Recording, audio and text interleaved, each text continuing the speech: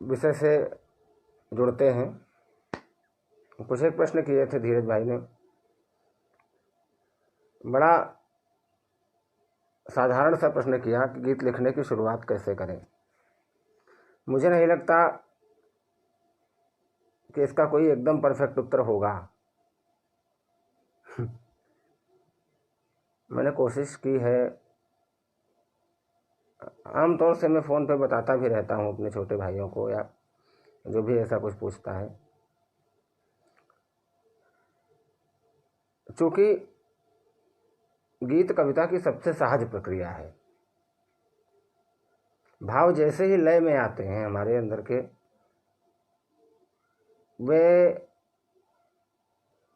गीत के रूप में ही सबसे प्रथमतः जन्म लेते हैं। भावाभिव्यक्ति कविता का प्राण है। कविता में अगर भाव नहीं है तो उसे कविता ही नहीं कहा जाए। बस कुछ शब्दों को जोड़ करके हम तुकबंदी तो कर लेते हैं, लेकिन कविता तभी कहेंगे उसे जब उसमें भावातिरेक हो, भाव ही नहीं भावातिरेक हो। कि कविता लिखने की शर्त ही है। अच्छा गौरव, अच्छा हाँ, तुम्हारे ही प्रश्न का उत्तर दे रहा हूँ कि कविता लिखने की यह शर्त है कि जब आपके मन में भाव का उबाल मचे, बाहर छलकने लगे भाव, तो आपके अंदर कविता पैदा होती है। जो जैसा मैंने महसूस किया, मुझे लगता है कि जितने भी लिखने वाले कवि हैं या साहित्यकार हैं या जो भी हैं, मतलब किसी भी कला से जुड़े हुए जितने भी लोग हैं। हाँ, कुछ सज्जन मुझे कॉल कर रहे हैं, कुछ मैसेंजर पे भी कॉल कर रहे हैं। तो अगर आप में से कोई देख रहा है तो कम से कम यह उपक्रम ना करें भी थोड़ी देर। तो मैं कह रहा था कि जब भावातिरेक हो तभी कविता का जन्म होता है। गीत भी कविता से इतर नहीं है। गीत या कविता जो भी कुछ है वो उन भावनाओं का एक संयोजन है। इस विषय पर मैं बाद में बात करूंगा कि कुछ कविताएं ऐसी होती हैं जो गीत नहीं होती हैं या उनमें लय नहीं होती। ये अगले किसी प्रश्न में इसका उत्तर आएगा। फिलहाल मैं यही कह रहा हूँ कि जो एक संयोजन है भावों का, उसे गीत कह सकते हैं, कविता कह सकते हैं। और ये भाव तो सबके अंदर होते हैं। इवन मनुष्य तो मनुष्य है, भावनाएं तो पशु पक्षियों के भीतर भी होती हैं। उन्हें संयोजित करने का काम कवि करता है। उन्हें इस हिसाब से लिखा जाए कि आपकी भावनाएं दूसरे तक पहुंच जाएं। उसे गीत भी कह सकते हैं और कविता भी कह सकते हैं। मैं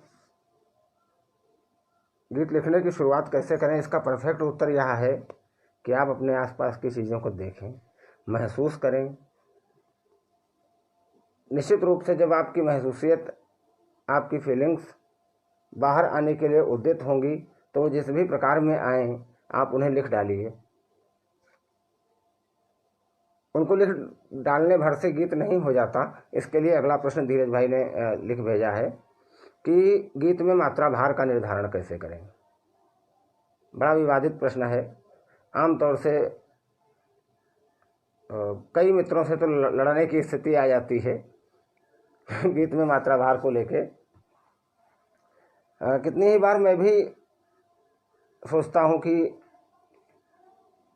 मात्रा भार और गीत के विषय में एक सीधी सपाट सी बात जो मेरे मन में आती है वो यही आती है कि गीत जहाँ से भी पैदा हुआ है, जहाँ से भी उत्पन्न हुआ है, उसका मूल रागात्मकता या लय है।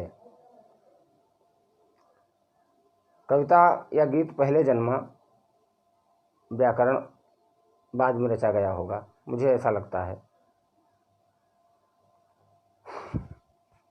गीत में मात्रा भार को लेकर के अलग अलग मत हैं विभिन्न विद्वानों के, वर्तमान में भी और हमसे पहले भी। पीछे के युग में लोगों ने अलग अलग तरीके से गीत भी लिखे हैं और अपना जस्टिफिकेशन भी दिया है, अलग अलग तरीके से उसे सिद्ध भी किया है। हाँ, लेकिन मूल में लय है, यह तय है। कई बार क्या होता है, जब हम सिर्फ लय लेके चलते हैं और बेतरतीब ढंग से मात्राएं गिराते हैं, उसमें एक स्थिति यह जरूर आती है कि जो आपने लिखा है वह आप ही अपनी लय में पढ़ पाएंगे।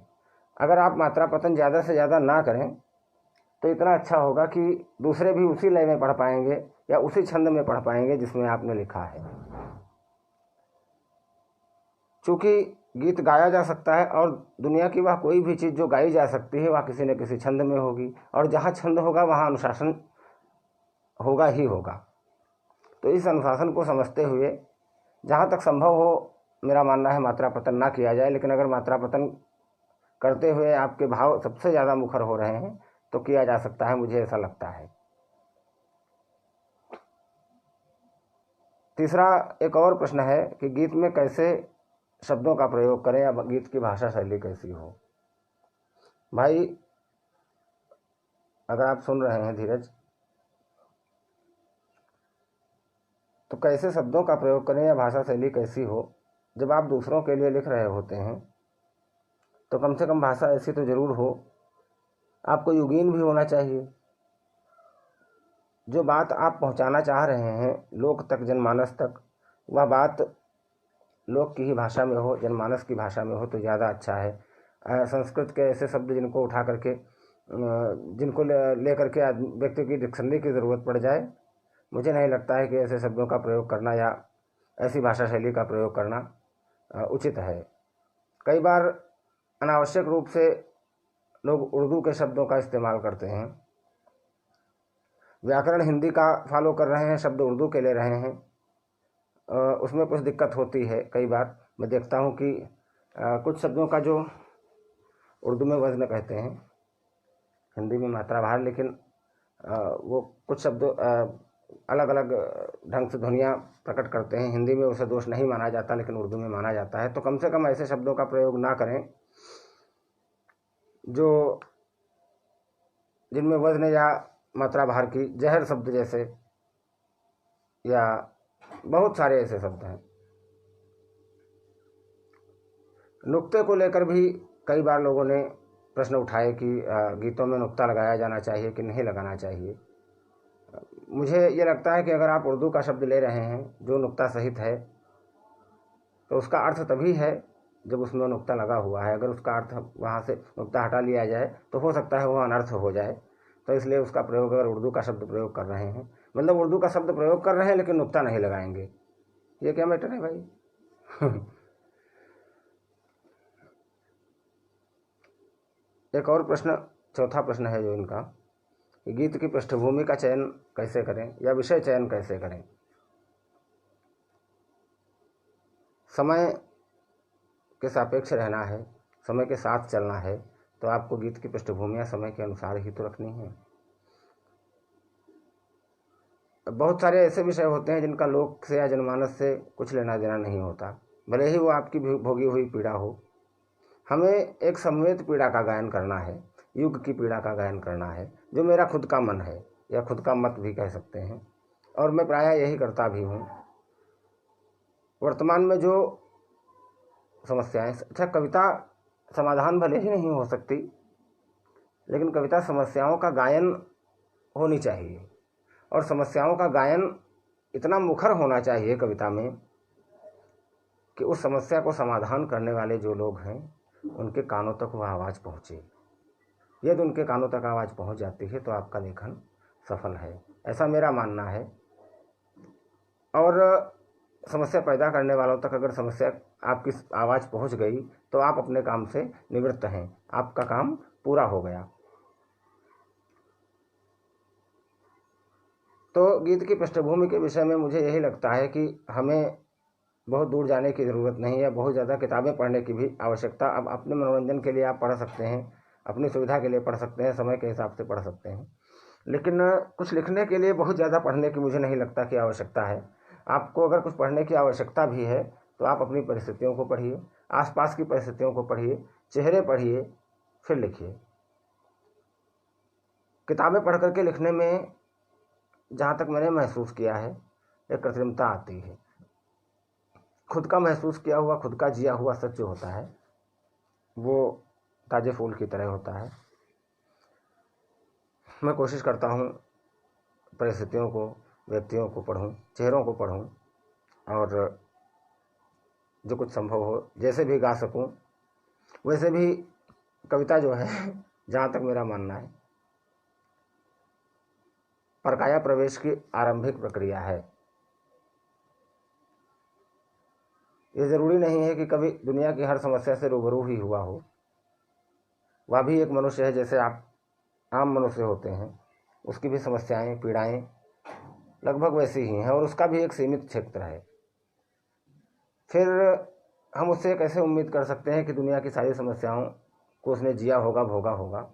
हाँ, आप समस्याएं जी नहीं सकते, लेकिन आपके अंदर यह शक्ति है, कवि के अंदर यह शक्ति होती है कि वह उस समस्या को महसूस कर सकता है, अनुभूत कर सकता है। यह अनुभूति ही तो उसे कविता के मुहाने तक लाके खड़ा करती है।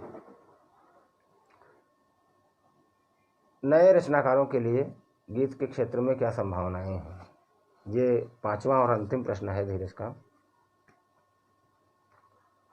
एक गीतकार क्या, पूरा कविता समुदाय जितना भी है, और ख़ास करके जिसे समकालीन हिंदी कविता कहा जाता है, एक ऐसे भ्रम, एक ऐसी दुविधा से ग्रस्त है। उनके हिसाब से गीत कविता से इतर कोई विधा है, या कि ये मान लो कि उनके अंदर एक ऐसी प्रवृत्ति है जो उन्हें विवश करती है कि गीत कविता से इतर है, गीत कविता से अलग है। ऐसा हुआ कैसे, जहाँ तक मैंने पढ़ा है, हालांकि हिंदी मेरा कभी विषय नहीं रहा और ना तो मेरा कोई एकेडमिक रिकॉर्ड हिंदी में है, ना मेरी पारिवारिक पृष्ठभूमि ही कहीं से हिंदी में है। हाँ, लेकिन मैंने जो महसूस किया है, जो थोड़ा बहुत पढ़ा है बिना कोर्स के, इधर उधर से बस दाएं बाएं, तो उस पढ़ के मैंने इतना महसूस किया, जो पीछे का साहित्य पढ़ा या लोगों को देखा सुना, तो अज्ञेय से पहले ऐसा नहीं था। कविता का व्यक्तित्व तो इतना खंडित नहीं था। अज्ञेय के सप्तकों की जो भूमिकाएं आईं, यद्यपि अज्ञेय ने कभी ये स्वीकार नहीं किया कि गीत कविता से इतर है या गीत कविता से अलग है, लेकिन जो भूमिकाएं आई उनका ये प्रभाव जरूर हुआ कि कुछ तथाकथित प्रयोगवादी या नई कविता के लोग गीत लिखने से, पढ़ने से और समझने से परहेज करने लगे। अलग अलग ढंग से उनके मत हो गए। और हाँ, अर्थ की लय के नाम पर एक ऐसा भ्रम, एक ऐसा मंत्र रचा उन्होंने, जिसके तहत किसी भी रचना का कविता होना, उसका छंद में न होना ही शर्त बन गया। मतलब कोई रचना तभी कविता है यदि वह छंद में नहीं है। मतलब ऐसे भ्रम रचे गए, ऐसे मंत्र रचे गए, और आधुनिक समय में भी भावबोध के नाम पर गीत को कविता से खारिज कर देते हैं प्रायः लोग। मुझे भी मिलते हैं, बहुत सारे ऐसे लोग मिलते हैं, और मैं ऐसे बहुत सारे लोगों को जानता भी हूँ जो दो दर्जे से या द्वितीय व्यवहार करते हैं। उन्हें नहीं लगता कि गीत कविता है या गीतकार कवि हो सकता है। तो ऐसे लोगों के लिए यह उत्तर होगा कि हम जब तक समकालीन बोध नहीं लाएंगे गीतों में, तब तक उनको उत्तर नहीं दे पाएंगे। अच्छा, उनका षड्यंत्र ऐसा था कि अंततः उन्होंने समाज में या हमारे पाठ्यक्रमों में ये सफल हो गए वो करने में कि गीत कविता नहीं है, गीत गीत है, और कविता तो वो है जो हम लिखते हैं जिसमें कोई लय नहीं होती, केवल अर्थ की लय होती है। अच्छा, अर्थ की लय होती है या नहीं होती है, इसका कोई मीटर भी है क्या?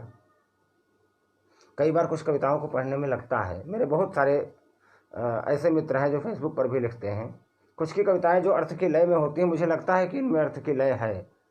मैं उन्हें शेयर भी करता हूँ अपनी वाल से। मैं विरोधी नहीं, बिल्कुल विरोधी नहीं हूँ, लेकिन कविता के उस रूप, उस उदात्त रूप का जो है, मैं हामी ज़रूर हूँ जो छंद में लिखी जाती है। स्वीकार किया जा सकता है, ऐसा नहीं है कि अर्थ के लय को स्वीकार नहीं कर सकते, अर्थ की लय को भी स्वीकार कर सकते हैं, लेकिन गीत को खारिज भी तो न किया जाए। अब नए रचनाकारों के लिए गीत के क्षेत्र में संभावनाएं, जो प्रश्न है इनका, मैं इसी पे अपना उत्तर दे रहा हूँ, बता रहा हूँ कि भाई, अगर आप युग बोध लिखोगे, वर्तमान को गाओगे, तो आपको ज़रूर सुना जाए।